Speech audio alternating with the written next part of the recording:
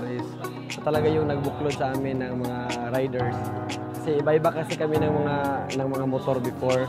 Tapos nagkita namin yung model ng router sa mga internet reviews na maganda, less yung gasoline consumption, okay yung style at kaporma ng motor. Kaya yung mga ibang mga grupo namin, i-invite namin sila na kumuha ng router. Tapos yun, bumuo na kami galing kasi kami ng RCP, bumuo kami ng mga club ng within Caraga talaga. Kaya Caraga Rouser Club yung aming grupo.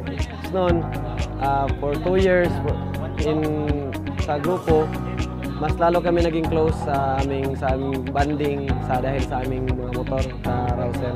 So far, may mga problema sa mga motor pero through the dealer at saka yung company na action na naman yung madali. Tapos okay naman, okay.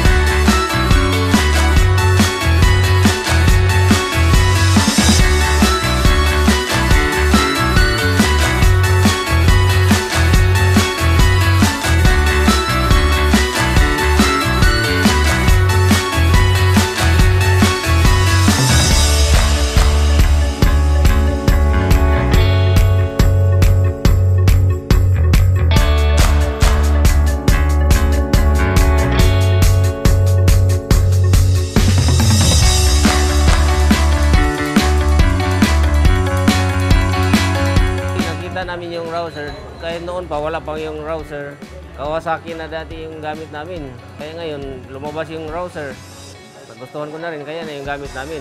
Kasama na rin mga kasama namin sa grupo, yun na rin ang kinuha namin para isa lang ang brand namin gamit. Yung lumabas yung 135, maraming bumili kasi affordable. Saka tingnan namin, okay naman ang performance. Kaya naingansa na namin kami na kukuha na rin ng Rouser 135 kasi gaan, tapos okay naman ang hatak niya sa highway. Dependable naman siya.